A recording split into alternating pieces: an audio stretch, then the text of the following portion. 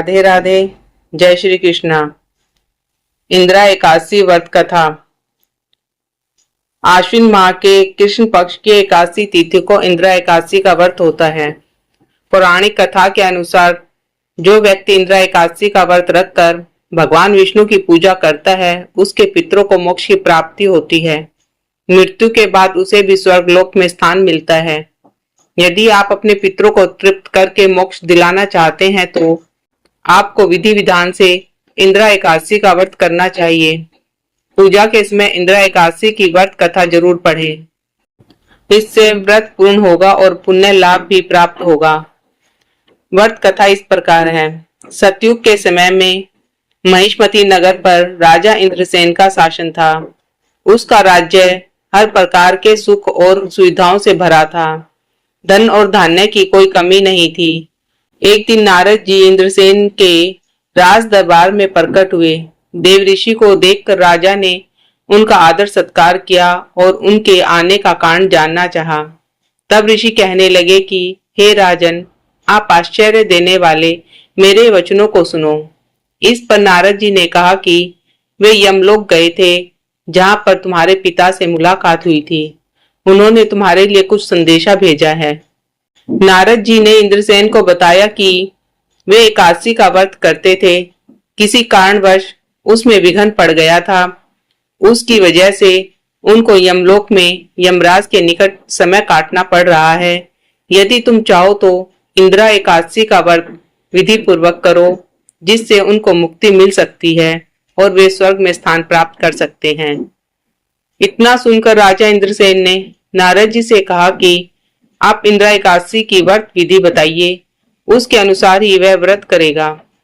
इस पर नारद मुनि ने कहा कि इंदिरा एकादशी के दिन तुम स्नान के बाद अपने पितरों के लिए तर्पण, श्राद्ध आदि कार्य करो। वहां पर भगवान शालिग्राम की मूर्ति जरूर रखना। उसके बाद ब्राह्मण भोज कराओ, दान और दक्षिणा दो, गाय को भी भोजन का कुछ अंश खिला दो। इसके बाद तुम भगवान ऋषिकेश की पूजा फूल, अक्षत, धूप, दीप, नैवेद्य, फल आदि से करो। रात के समय में जागरण करना। उसके अगले दिन दैनिक क्रियाओं से निवृत्त होकर पूजा पाठ करो, ब्राह्मण भोजन, दान दक्षिणा दो, फिर पारण करके व्रत को पूरा कर लो।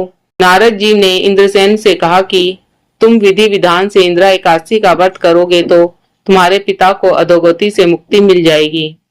वे स्वर्गलोक प्राप्त कर पाएंगे। इतना कहकर नारद जी वहां से चले गए। जब आश्विन कृष्ण पक्ष की एकादशी तिथि को इंदिरा एकादशी आई तो राजा ने नारद मुनि के बताए अनुसार व्रत और पूजन किया। दान और दक्षिणा देकर व्रत को पूरा किया। उस व्रत के पुण्य से उसके पिता को अधोगति से मुक्ति मिल गई और वे यमलोक से मुक्त होकर भगवान विष्णु के लोक चले गए। जब राजा इंद्रसेन की मृत्यु हुई तो उनको स्वर्गलोक की प्राप्ति हुई।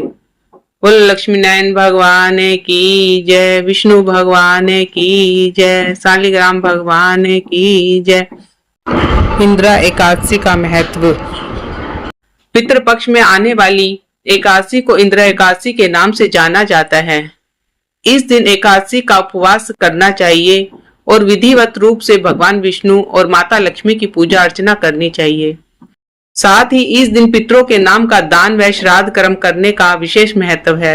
ऐसा करने से भगवान विष्णु के साथ पितरों का भी आशीर्वाद मिलता है। धार्मिक मान्यता के अनुसार इंदिरा एकादशी का व्रत करने और पितरों की पूजा करने से 7 पीढ़ियों के पितृ तृप्त हो जाते हैं और परिवार में सुख शांति और समृद्धि बनी रहती है। बोलो विष्णु भगवान की जय। श्रीमन नारायण नारायण नारायण, लक्ष्मी नारायण नारायण नारायण, लक्ष्मी नारायण भगवान की जय।